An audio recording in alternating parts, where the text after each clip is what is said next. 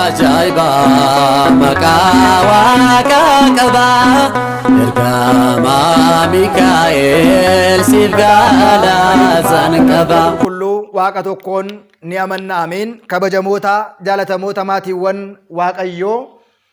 waaqayyoon kan jaalattan waaqayyoo isiniin kan jaalatu hordoftoonni chaanaalii keenyaa yeroo santuubii akkam ooltanii akkam jirtu akkam yoo nageessanii guyyaa har'aatiin kan nu qaqqabsiise waaqni keenya galannii fi ulfinni teessoo isaa Aariyaam irratti isaatiif haa ta'u jecha barnoota keenya walitti fufiinsaa ganama qabamu kutaa 30ffaa waa'ee lakkooftuu yookiin immoo moqxaraa yeroo darbe eegalleerra kutaa 29ffaa keessatti faayidaa isaa keessa keenya afurri jinnii, afurri seexanaa, afurri xinqolaa, afurri moraa, afurri dabtaraa, afurri sheekii jiraachuu isaa walumaa gala afuronni seexanaa garaagaraa jiraachuu isaanii qaama keenya dugda keenya irraa kaasnee mataa keenya rukunnee bakka dhibeen sun nutti dhaga'amu moqxaraa kanaatiin rukutuun keenya bakki sun nu hadooduu, nu laballabuu, nu gubuu yookiin immoo mallattoo garaagaraa agarsiisuu danda'a jennee yeroo darbe ilaalleerra.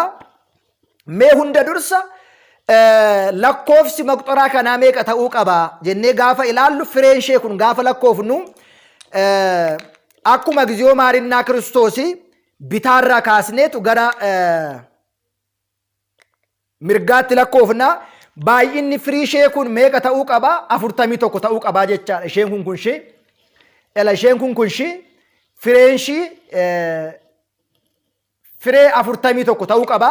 Fakkeenyi isaa giziyoo maarinnaa kiristoosii haala 41, benta maariyaam maarinnaa kiristoosii haala 41, kiraalaayisoo haala 41 jechaadha. Waliigalli isaa giziyoo maarinnaa kiristoosii haala 12, benta maariyaam maarinnaa kiristoosii haala 12 24, kiraalaayisoo 12 36 ta'a. Saadoor, Alaadoor, Daanaata, Aadeeraa, Roodaas jechuudhaan maqaa fannoo gooftaa keenya Iyyasuus Kiristoos maqaa bismaarota 5 fakkeenya sana kan qabu jechaadha. 41 ta'a jechaadha. Inni biraan moqxaraan eenyu barbaachisa jennee laaluun barbaachisaadha. Nama kiristaana ta'e hunduma umuriin otoo hin daangessin, beekumsaan otoo hin daangessin, lubadha, daaqoniidha otoo hin jedhin jalqaba kiristaanonni aangoo lubummaa hin qabne gara abboolii lubootaa, phaaphaasotaa, qeesotaa lubootaa geessanii kana eebbisuu qabu jechaadha. Abbooliin keenya lubootaatiin maataba abbaa, maataba ilmaa, maataba hafuura qulqulluu maqaa gooftaa keenya qoricha keenya Iyyasuus Kiristoosiitiin kan eebbifame haa ta'u.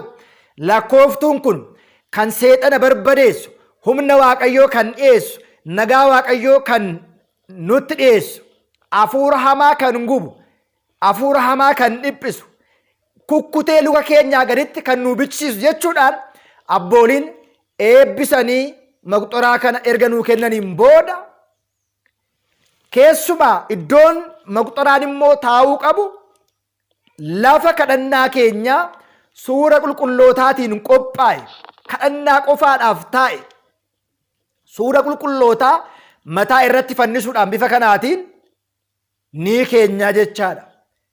Yeroo tokko tokko kadhannaaf gaafa mana amantaa deemnu morma keenya irrattis keessaan kaawwachuu dandeenya alaan akka mul'anne. Inni biraan immoo harka keenya kan irrattis bifa kanaatiin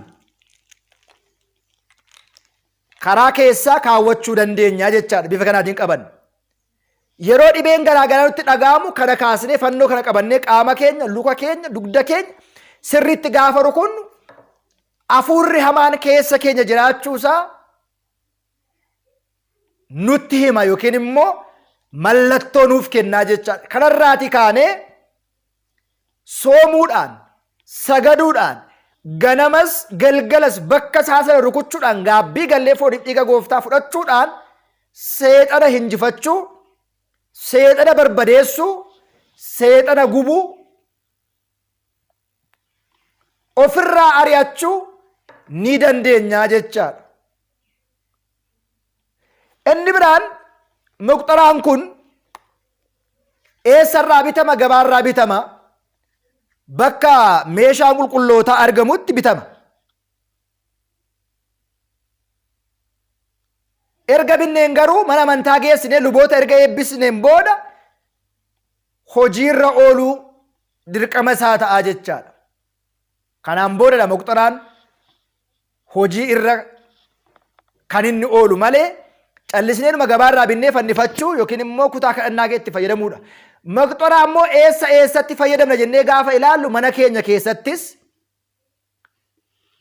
bakka kadhannaa irrattis kadhaa irrattis fudhannee deemuu dandeenya jechaadha. Moqxoraa qabachuu kan qaban kiristaanni hunduu qabachuu danda'a. Iccitii isaa beeknaan haala lakkaa'uusaa እግዚኦ ማርና ክርስቶስ አልኮላማ በእንተ ማርያም ማርና ክርስቶስ አልኮላማ ከራላይሶ አልኮላማ ሶዶሚ ጃተው ሳዶር አራዶር ዳናት አደራ ሮዳስ ከንጀደመን ጀቾተ ፈኖ መቃ አምስቱ ችንካሮች ከንጀደመን መቃ ምስማሮ ሸነኒ ሳዶር አራዶር ዳናት አደራ ሮዳስ ከንጀኑ ከና ዋሙዳን ኢሳን ከና ዋሙዳን እtti fayyadamna bakka nu dhukkubu sanatti rukunneettiin fayyadamuu dandeenya jechaadha. Inni biraan egaa akkuma fannoodhaaf iddoo kabajaatti fannisnee keenyu lafa kabajaa yookiin immoo iddoo kabajaatti fannisnee itti fayyadamnaa jechaadha moqxoraa. Kana faana egaa akkuma beekamu mana kiristaanaa keessatti luboonni gaabbii abboota keenyaa fudhatanii eebbifamanii moqxoraa itti fayyadamuu danda'u. Moqxoraan faayidaansaa bakka dhukkubbii keenyatti dhaga'amu kan ittiin adda baasnuu fi mallattoo inni nuu kennu sun immoo seexanni keessa keenya jiraachuusaa kan ittiin miirri dhukkubbii nutti dhaga'amu kan ittiin beeknu jedha. Kanaaf karaa waaqayyoo qabannee soomuu sagaduudhaan kan ittiin hafuura hamaa hundumaa injifannu lakkooftuu yookiin immoo moqxoraadhaan. Kanaaf egaa kiristaanonni hundumtuu itti fayyadamuu, ittiin fayyuu, ittiin hafuura hamaa loluu waraanuu danda'u jechaadha. Egaa akkuma yeroo darbe kutaa 29 isinitti hime namoonni baay'een dhugumatti barumsa kana barachuus dhaggeeffachuus dhaga'uus hin barbaadani. Namoonni baay'een gaafa laalaman fayyaa fakkaatu bakka tsabalaas deemanii seexanni wanta irraa hin iyyineef keessi isaanii fayyaa waan hin qabutti fakkaachuu danda'a. Baay'ee kan sin dhibu garuu namni fayyaan tokkollee hin jiru. Namni seexanni isa hin dhibamse tokkollee hin jiru. Fayyuudhaaf maal gochuu qabna? Soomne saganne sirriitti kiristaana taane hafuura hamaa kana injifachuudha. Amanuudha. Waaqayyo humna koota kana doorsisu hin jiru. Hafuura hamaa kanas boficha soon harkaan qabe marji sanas yoon dhuge na fayyisaa jennee amannee itti deemuun barbaachisaadha jechaadha. Kanaaf lakkooftuu yookiin immoo moqxoraan barbaachisummaa qabaa. Meeshaa ittiin daabiloosiin injifannu መስቀል ኃይሊነ መስቀል ጽኒነ መስቀል ቤዛነ መስቀል መድኃኒተ ነፍሲነ አይሁድ ክህዱ ንነስ አመነ ባይለ መስቀሉ ደንን ፋኖን ሁምነ ኬኛ ፋኖዳ ፋኖን ጀቤሳ ኬኛ ፋኖን ፉራ ልቡ ኬኛት ወሪ አይሁዶታ ኢሰኒ ገኑ ኑቲ ገሩ ሰትኒ አመን አኩመ ጀኔ ዱበኑ መቅጦራንስ በርባችሳፊ ነሞተ ሞኖኮ ሰንቆፋ ቀበቹን ቀበኒ ሉቦኒ ቆፋን qabachuu hin qabani hundi keenya qabanne ittiin fayyadamne seexana injifanne jireenya bara baraa itti argachuu ni dandeenya, ittiin fayyuu ni dandeenya. Kanaaf egaa waa'ee lakkooftuu moqxoraa namoonni baay'een keenya waan beeknu natti hin fakkaatu. Namoonni baay'een ittiin hin fayyadamnu. Egaa seexanni kallattii garaagaraa karaa garaagaraatiin nu miidhuu fi rakkoo garaagaraa nurraa qaqqabsiisuu danda'a. Waan ta'eedhaaf hafuura kana jalaa ba'uudhaaf hafuura kana jalaatii fayyuudhaaf karaa waaqayyoo qabannee lakkooftuudhaanis soomaanis sagadaanis gaabbii gallee deddeebi'uun dirqama kiristaanummaa keenyaati. Egaa akkuma beekamu baay'ee isinitti mul'achuu dhiisuu danda'a. Ibsaan yeroodhaaf badee waan jiruudhaaf gara fuulduraatti kutaa 31 itti fufa barnoonni keenya. Isin dhaga'uu baadhaas. Isin sabiskiraayibii godhaa, sabiskiraayibii gochuus baadhaa. Ittiin fayyaa, ittiin fayyuu baadhaa. Namni fedhe, namni jaalala qabu sabiskiraayibii, sheerii, laayikii godhee haa dhaggeeffatu. Namni hin barbaanne immoo haa dhiisu. Yoo barbaadan waliif dabarsaa, yoo barbaadan dhaggeeffadha, yoo barbaadan sabiskiraayibii godhaa, yoo barbaadan sheerii godhaa, yoo barbaadan laayikii taasisaa, yoo barbaadan immoo diislaayikis taasisaa. Nurraatii haa ba'u. Kan barbaadu, kan fayyuu barbaadu fayyuu danda'a.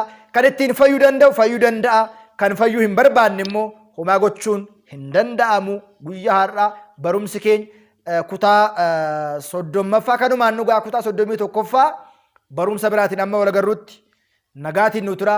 Hafuura hamaa, hafuura jinnii, hafuura xinqolaa, iccitiidhaan, qilleensarra, hafuura dabtaraatiin, hafuura sheekiitiin, qaalluudhaan, dhaalaatiin, maatii keenyarra nutti darban, hinaaffaatiin, harka namaatiin nurratti hojjetaman Waaqayyoon isaan haa hidhu. Ija isaanii jaamaa, humna isaanii dadhabaa, luka isaanii qeexamaa Waaqayyoon isaan haa taasisu. Guddaa galatoomaa. Waaqayyoon isin haa eebbisu. Waan namaarraa isin haa eegu. Hafuura hamaa, hafuura jinnii Waaqayyo isin irraatti haa qabu. Nagaatiin naa tura.